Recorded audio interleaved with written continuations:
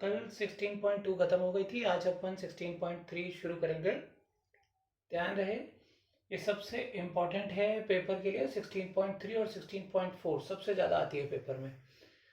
ठीक है, तो इसमें जो थ्योरम लगती है वो है बेस प्रमेय। ठीक, हम पूरा प्रमेय नहीं पढ़ेंगे, हम इसको क्वेश्चन की तरह से समझेंगे कि क्वेश्चन किस टाइप से हमें मिलेगी, जिससे हम पहचान सकें इसमें बेस प्रमेय लग रही है या नहीं लग रही है। ठीक है, अब समझते हैं। जैसे अभी तक हम लोगों ने क्वेश्चंस पढ़े हैं कि 16.2 या 16.1, या फिर हमने 11th में भी पढ़ा कि अगर एक ताश की गड्डी है तो उसमें से हमने एक कोई भी पत्ता निकाल लिया। फिर अगर हम बात करें, हमने 16.2 में क्या पढ़ा, तो हमने कहा कि भाई एक ताश की गड्डी थी, हमने उसमें से एक से ज़्यादा पत्ते निकाल लिए, है ना। या एक बॉक्स है, यही पढ़ लिया हमने, इससे ज़्यादा तो अभी कुछ नहीं पढ़ा। तो अब बेस प्रमेय में क्या होगा कि हमारे पास एक ताश की गड्डी नहीं होगी या एक बॉक्स नहीं होगा, हमारे पास एक से ज़्यादा चीज़ें होंगी। जैसे ताश की गड्डी एक ना हो के दो हैं या तीन हैं या चार हैं, या एक बॉक्स ना हो के उसमें दो तीन चार बॉक्स हैं, है ना। तो अब क्या होगा, जब वो दो तीन चार बॉक्स होंगे, तो अब मैं अगर तुमसे कहूँ कि सब में लाल पीली काली गेंदें पड़ी हैं और हमें पीली गेंद निकालनी है, तो हमारे पास सबसे पहला कंफ्यूजन ये आएगा कि हम जो गेंद निकालना चाह रहे हैं वो कौन से बॉक्स से निकालना चाह रहे हैं, है ना। पहला बॉक्स है, दूसरा बॉक्स है, ठीक है, हम पीली गेंद निकालेंगे, लेकिन बॉक्स कौन सा है। ठीक, सेम काम अगर ताश की गड्डी है कि भाई हमने एक बादशाह निकालना है या एक किंग निकालना है, तो हम गड्डी कौन सी चुने, पहली वाली, दूसरी वाली, तीसरी वाली, चौथी वाली। तो ये हमें ध्यान रखना है कि जब इस टाइप का क्वेश्चन आए, जब हमारे पास मोर देन वन कंफ्यूजन होंगे, ठीक है, शुरुआत करने के लिए, तब हमें क्या होगा, वो कहीं ना कहीं बेस थ्योरम होगी। और आगे क्या होगा बेस थ्योरम में, जैसे मैंने तुम्हें एक क्वेश्चन में एग्जांपल में तुम्हें देखता हूँ कि भाई एक ताश की, तीन ताश की गड्डी है, हमें उसमें से एक बादशाह निकालना है। तो पहला कंफ्यूजन ये हुआ कि हमें ताश की गड्डी कौन सी चुननी है। ठीक है, फिर हमें पता है कि हमें बादशाह निकालना है। तो अगर हम एक नॉर्मल लाइफ में इस क्वेश्चन को करें तो हम कैसे करेंगे, हम अगर क्वेश्चन की बात नहीं करते, हमें करना है, तो हम कहेंगे अगर हमने चलो पहली ताश की गड्डी चुन ली, उसमें से बादशाह निकाल लिया, या हमने दूसरी चुन ली, उसमें से बादशाह निकाल लिया, या हमने तीसरी चुन ली, उसमें से बादशाह निकाल लिया। ठीक है, ऐसा ही करेंगे हम कुछ। ठीक, फिर अब बेस थ्योरम ये प्रॉपर कहाँ लगेगी, अब बात समझना कि हमारे पास शुरुआत में तो ये दिया होगा कि जितना मैंने अभी बोला कि तीन ताश की गड्डी है, एक बादशाह निकाल लिया। लास्ट में हमें यह भी बताया जाएगा कि कौन सी ताश की गड्डी हमने चुन ली है, यानी कि अब हमें या की कंडीशन में ये फिक्स कर देगा कि ये वाली कंडीशन इनमें से हमें लेनी है। और जब उसने ऐसा कह दिया, तब वो प्रॉपर बेयस थ्योरम लगेगी। नहीं तो वो पार्ट कहीं ना कहीं 16.2 का ही रह जाएगा कि या की शर्तें तो हैं, लेकिन उनमें से कंफ्यूजन जो कंप्लीट करके दे दिया कि ये वाला कंडीशन है, वो 16.3 यानी कि बेस थ्योरम में आएगा। ठीक है, थोड़ा सुनने में जल्दी नहीं समझ में आता, तो जब हम एक क्वेश्चन करेंगे तो हमें कहीं ना कहीं ये बात समझ में आएगी। करते हैं पहला क्वेश्चन। कह रहा है गिवन टू बैग्स 1 and 2, दो बैग दिए गए हमें। कह रहा है bag 1 contain 3 red and 4 black balls. दो बैग है हमारे पास, ठीक है, जिसमें कुछ लाल और काली गेंदें हैं। ठीक है, पहले बैग में है 3 लाल और 4 काली गेंदें, जबकि दूसरे बैग में हमारे पास 5 लाल और 6 काली गेंदें हैं। कोई प्रॉब्लम नहीं इतने में। कह रहा है one ball is drawn at random from one of the bags and it is found to be red. क्या हुआ कि हमने इन दोनों बैग में से कोई भी एक बैग चुना और उसमें से लाल बॉल निकाल ली। उसने नहीं बताया कि हम दो में से, ऐसा बोला उसने, one ball is drawn at random from one of the bag, उनमें से किसी भी एक बैग से। तो अब हमें ये मानना है हमने किस बैग से चुना। ठीक है, लास्ट में अब देखो ये भी बता देगा कि वो इन दोनों में से कौन सा बैग चुन रहे हो। Find the probability that it was drawn from bag 2, यानी अब ये प्रॉपर बेस थ्योरम हो गई। लेकिन जो लास्ट लाइन है, जो कंफ्यूजन को उसने क्लियर किया है, वो हम सबसे लास्ट में ही करेंगे क्वेश्चन में। पहले हम ये मान के चलेंगे कि हमें नहीं पता कि हम कौन से बैग को चुन रहे हैं। तो अब ध्यान से सुनना। सबसे पहले हमने लिखा लेट माना, ठीक है, E1 is the probability of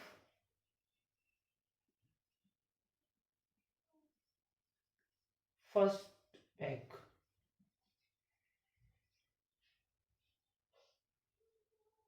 ठीक, and E2 is the probability of second bag, ठीक है। अब अगर हम यहाँ हिंदी में लिखना है तो माना E1 पहले बैग को चुनने की प्रायिकता है, जबकि E2 दूसरे बैग को चुनने की प्रायिकता है, ठीक है। तो PE1, अब ध्यान से, दो ही बैग हैं, ठीक, अभी इनमें से कोई लेना देना नहीं है। सोचो दो बैग हैं तो टोटल दो बैग हैं, इसमें से पहला वाला बैग चुन रहे हो तो पहला वाला बैग एक ही है, यानी 1/2, ठीक है। PE3 E2 सॉरी, ये इसमें भी दूसरा बैग एक ही है, लेकिन दो ही बैग हैं, दो में से कोई एक चुनना है, हमने दूसरा वाला चुना। जैसे हेड और टेल होता है, हम हेड चुन रहे हैं या टेल चुन रहे हैं तो 1/2 1/2। अगर यही तीन बैग होते तो ये सिमिलर हो जाता 1/3 1/3 1/3। चार बैग होते 1/4 1/4 1/4, ठीक है। जब तक क्वेश्चन में वो ये क्लियर नहीं कर, अगर मान लो पहले ही दे दे कि भाई पहले बैग को चुनने की प्रोबेबिलिटी या प्रायिकता इतनी है, तो एक अलग बात है।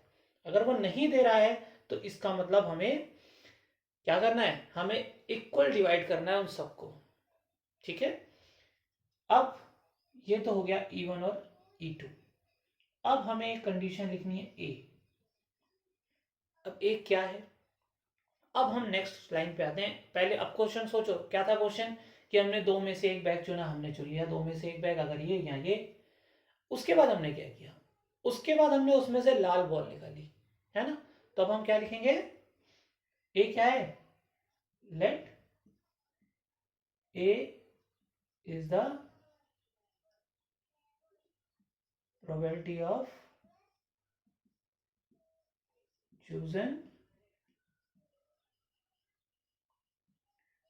रेड बॉल, कि हमने लाल बॉल को चुना, ठीक है। अब लाल बॉल, बहुत ध्यान से देखो, बिल्कुल सेम वही कंडीशन होती है कि हम जैसे नॉर्मल लाइफ में उस क्वेश्चन को सोच रहे हैं, बिल्कुल वही लिखना है। अब देखो A/E1, थोड़ा 16.1 में आते हैं। क्या होता है कि भाई हमने पहले नीचे वाली चीज कर ली, अब ऊपर वाली चीज करनी है। मतलब कि हमने पहला बैग चुन लिया, E1 यही था ना, पहला बैग चुना हमने, ठीक है। और फिर हमने उसमें से लाल बॉल निकाली, यानी ये पहला बैग। अब इसको छुपा लो, इसका हमें कोई लेना देना नहीं है, हमें इसका लेना देना है। इसमें टोटल कितनी गेंदें हैं, 7, इसमें कितनी है 11, ठीक है। हमने ये बैग चुना, इसमें टोटल कितनी गेंदें थी, 7 में से हमने कोई एक गेंद निकालनी है, जो कि कौन सी है, लाल है। लाल कितनी है, 3 है, तो 3/7। बात क्लियर हुई। जैसा हमने बोला वैसा हमने क्वेश्चन में ढूंढा। हमने बोला पहला बैग चुना, हमने पहला बैग चुन लिया जिसमें 7 गेंदें थी। हमने क्या किया, ए, उसमें से लाल बॉल चुनी, लाल 3 थी तो 3/7, ठीक है। फिर और क्या कर सकते थे हम A/E2 हमारे पास हो सकता है। मतलब हम अगर दूसरा बैग चुनते हैं, अगर हम दूसरा बैग चुनते हैं और फिर उसमें से लाल बॉल निकालते हैं, यानी अब इसका कोई लेना देना नहीं, तो प्रोबेबिलिटी कितनी हुई, 5/11 टोटल। दूसरे बैग में 11 गेंदें हैं, ठीक है, और लाल कितनी है, 5, ठीक। यहां तक कोई कंफ्यूजन नहीं है। अब अगर क्वेश्चन में यही बंद कर दे, भाई वो ये बताए नहीं कि हमने कौन सा बैग चुना, तो हमारी यहाँ 16.2 लग जाती है। कैसे, कि क्या होगा कि अगर हमने पहला बॉल चुना, हमने लाल गेंद निकाली, तो पहला बैग चुना गुणा हमने लाल निकाली, उसमें पहले और की जितनी कंडीशन है वो लिख के गुणा दूसरी या की कंडीशन लिखनी होती है, तो ये गुणा ये प्लस ये गुणा ये, है ना। लेकिन अब क्योंकि उसने क्वेश्चन में हमें बता दिया है लास्ट लाइन कि it was drawn from bag 2, यानी कि वो दूसरे बैग से निकाली गई है। तो अब देखो ध्यान से, दूसरा बैग कौन सा था, E2, तो अब हमें प्रोबेबिलिटी निकालनी है E2/A, यानी इसको जस्ट रिवर्स करना है, क्योंकि हमसे कह रहा है कि ये हो गया, ये निकालिए, ये हमने माना था, लेकिन अब उसने हमसे पूछा है कि ये हो गया कि हमने लाल बॉल निकाल ली है, बाद में हमने देखा कि वो तो दूसरा बैग था। ठीक है, अब इसकी प्रोबेबिलिटी कैसे निकालेंगे, ध्यान से देखना, बहुत इजी सा काम है। अगर हमने ऊपर का सारा काम कर लिया है तो इसमें कोई भी दिक्कत नहीं आती। ठीक है, फॉर्मूला क्या बनाते हैं देखना। पहले E1 यानी कि पहले बैग की शर्त, तो ये पहले बैग की शर्त है, ये और ये देखो E1 इसमें आ रहा है, इसमें E1 आ रहा है, तो हम लिखेंगे PE1 गुणा PA/E1 प्लस, इन दोनों का हो गया गुणा, क्योंकि इसके साथ और ये होगा, या फिर ये हुआ होगा, तो PE2 PA/E2। ठीक है, क्लियर, इसमें कोई दिक्कत नहीं। एक बार दोबारा लिख देता हूँ साफ साफ, तो दिखने में दिक्कत हो रही है। PA/E2 हमारा आया था 5/11, हमें लिखना है PE2/A, तो क्या लिखेंगे, नीचे क्या आएगा, PE1 गुणा PA/E1 मल्टीप्लाई में प्लस PE2 गुणा PA/E2, यानी हमने इन दोनों शर्तों का नीचे मल्टीप्लाई करके और प्लस करके लिख दिया। क्लियर, अब ऊपर क्या आएगा, अब देखो प्रोबेबिलिटी में क्या होता है कि जो चीज हम नीचे लिखते हैं उन्हीं में से कोई एक शर्त होती है ना, ऊपर एक्स्ट्रा थोड़ी ना होती है कुछ। तो अब उसने हमसे किसके लिए पूछा, E2 के लिए, तो ये वाली जो पूरी शर्त है ये ऊपर आ जाएगी, यानी कि PE2 इंटू PA/E2, और ये हो गई हमारी बेस थ्योरम। बात समझ में आई। ठीक है, क्या करना है, E1 का E1 से, E2 का E2 से नीचे मल्टीप्लाई करके प्लस कर देना है। ठीक है, E1 वाला अलग, E2 वाला अलग, और जिसके लिए हमसे पूछ रहा है उस वाले पार्ट को ऊपर लिख देना है। ठीक है, अगर यही 3 होते तो प्लस हम E3 वाले के लिए अलग लिख देते, 4 होते हम प्लस E4 वाले के लिए अलग लिख देते, और उसमें से जिसके लिए पूछा है वो एक शर्त ऊपर आ जाएगी। ठीक, अब हम कुछ नहीं रह गया, अब सबकी वैल्यूज पता है, देखो हमें सबकी वैल्यू पता है। PE2 कितनी है, PE2 है 1/2 इंटू PA/E2 कितना है हमारे पास 5/11। ठीक है, नीचे PE1 कितना है 1/2। ठीक है, PA/E1 कितना है 3/7 प्लस, अब ये तो यही शर्त है जो ऊपर है, ये ऐसी कैसी आएगी 1/2 इंटू 5/11। ये मत काट देना क्योंकि यहाँ बीच में प्लस है, आराम से एलसीएम लेके फिर इसको सॉल्व करोगे, जो भी आ गया वो तुम्हारा आंसर हो गया। ठीक है, तो कैलकुलेशन ध्यान से करना है, एलसीएम लेनी है नीचे। ठीक है, तो नीचे एलसीएम आएगा 2 इंटू 7 इंटू 11। ठीक है, 2 इंटू 11 कट जाएगा, ध्यान से सॉल्व करना, आंसर बिल्कुल एक्यूरेट आएगा। ठीक, अगर आंसर नहीं आता तो मेरे को बताना, फिर मैं कैलकुलेशन करके उसकी फोटो डाल दूंगा। ठीक, बाकी इसके आगे मुझे उम्मीद है आप सारी कैलकुलेशन इसके आगे कर लेंगे, जगह होती तो मैं कर देगा, या अगले क्वेश्चन में मैं कैलकुलेशन भी बता दूंगा। क्लियर, समझ में आई चीज। ठीक है, अब हम नेक्स्ट क्वेश्चन करते हैं। किसी को कहीं भी डाउट होगा तो मेरे को तुरंत ही मैसेज करके बता दें कि ये प्रॉब्लम है, तो मैं उस चीज को अगले क्वेश्चन में और क्लियर कर दूंगा। क्लियर,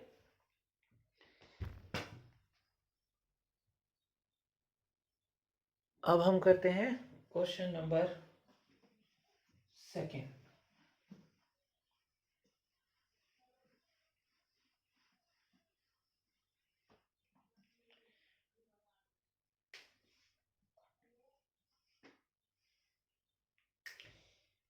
सेकंड नहीं करते, पहले पहले थोड़ा सा ऐसा करते हैं जो आपको कर चुके हैं, सिमिलर उसी टाइप का हो।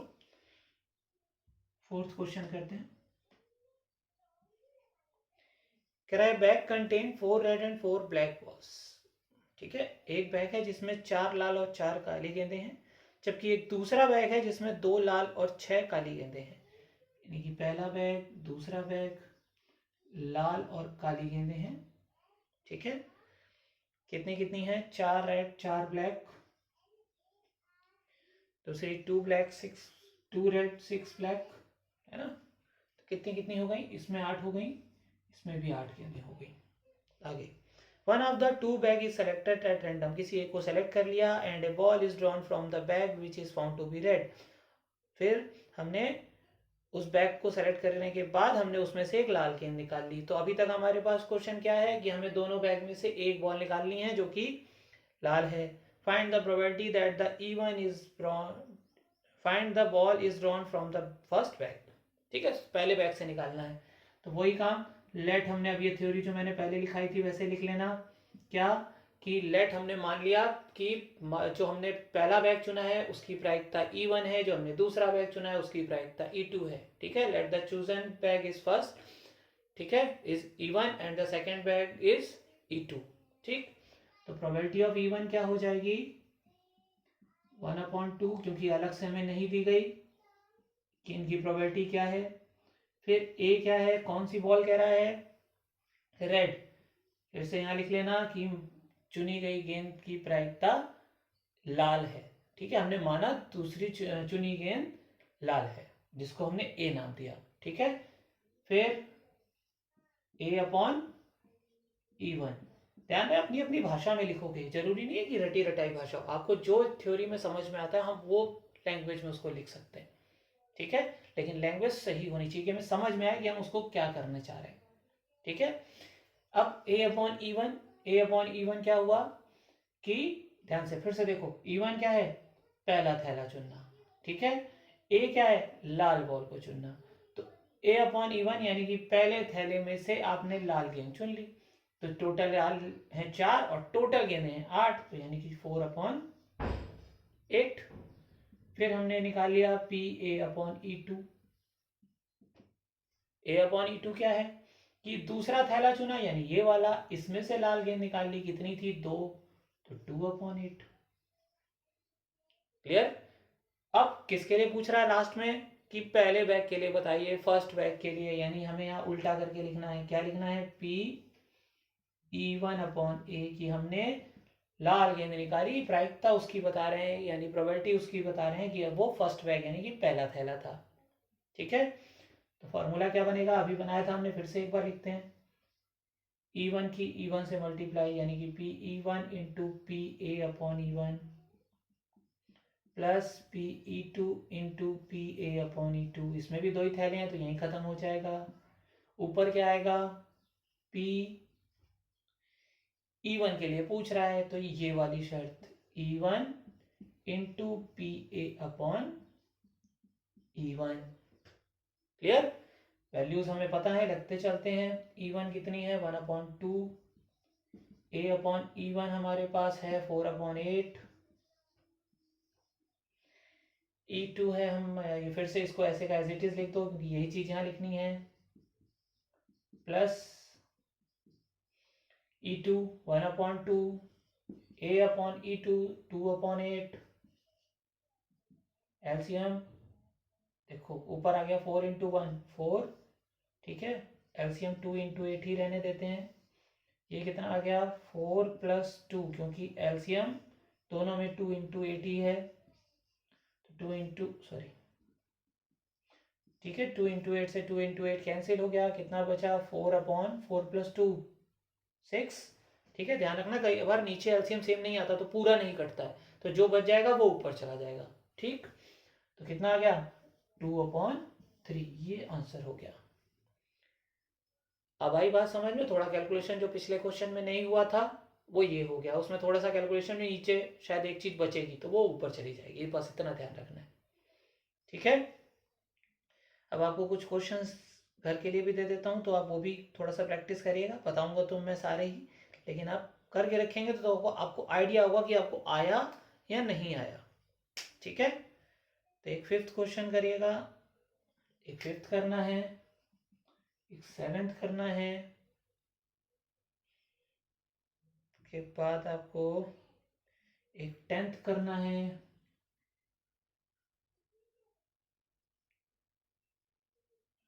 एक 11th करना है। ये 4 क्वेश्चन आप प्रैक्टिस करिएगा, अगर आपको आते हैं तो ठीक है, नहीं आएंगे तो कोई बात नहीं, ठीक है। अच्छा एक बात और कि जो जो एक्सरसाइज होती जा रही है उसको फेयर में आप करते जाएं, ठीक है। कंप्लीट जब एक्सरसाइज कंप्लीट हो जाए, 16.1 खत्म उसको फेयर में कर लिया, 16.2 खत्म उसको फेयर में कर लिया, 16.3 जब पूरी हो जाएगी, जब तक चल रहे हैं तब तक आप रफ में निकालिए इसको, जब खत्म हो जाए तो उसको फेयर में कर लीजिए, ठीक है। और साथ ही साथ आपको मैंने पहले भी बता चुका हूँ कि जो भी वीडियो बना रहा हूँ इसको सब्सक्राइब जरूर कर लो, ठीक है। सब्सक्राइब करने का फायदा होगा कि जो भी नई वीडियो हम डालेंगे वो आपको फटाफट डायरेक्ट मिल जाएगी, तो आपको सोचना नहीं पड़ेगा मैंने डाली है या वीडियो नहीं डाली है, जो भी आएगा उसका नोटिफिकेशन आपके पास आ जाएगा, ठीक। और साथ में ध्यान रखना क्योंकि अब हो सकता है मैं वीडियो और भी चैप्टर्स के डालूं, तो जो 11th के अभी 12th में आए हैं जो पढ़ रहे हैं वो प्रोबेबिलिटी देखें, प्रोबेबिलिटी का कौन सा पार्ट हो रहा है, जैसे आज पार्ट 9 है, मैं डालूंगा तो पार्ट 9 आएगा उसमें, ठीक है। बाकी जो चैप्टर्स होंगे उनके पार्ट के हिसाब से चलेगा कि पार्ट 1 पार्ट 2 पार्ट 3 हर चैप्टर का पार्ट चलेगा, ठीक है। तो अपने पार्ट के हिसाब से और अपने चैप्टर के हिसाब से उसको ढूंढें। आपने पार्ट 9 आज पढ़ लिया तो अगली बार जो मैं डालूंगा तो पार्ट 10 होगा, क्लियर। तो आराम से ध्यान से वीडियो, क्योंकि कई सारे वीडियो अब हो सकता है डालूं अलग अलग चैप्टर्स के, तो आप मिक्स मत होना कि आपको वो भी पढ़ना है, नहीं आप प्रोबेबिलिटी पढ़िए, फिर जब मैं नेक्स्ट चैप्टर शुरू करूंगा तो आपको वो वीडियो जो नया चैप्टर शुरू करूंगा उसके वीडियो आपको काम आ जाएंगे, ठीक है। Okay thank you.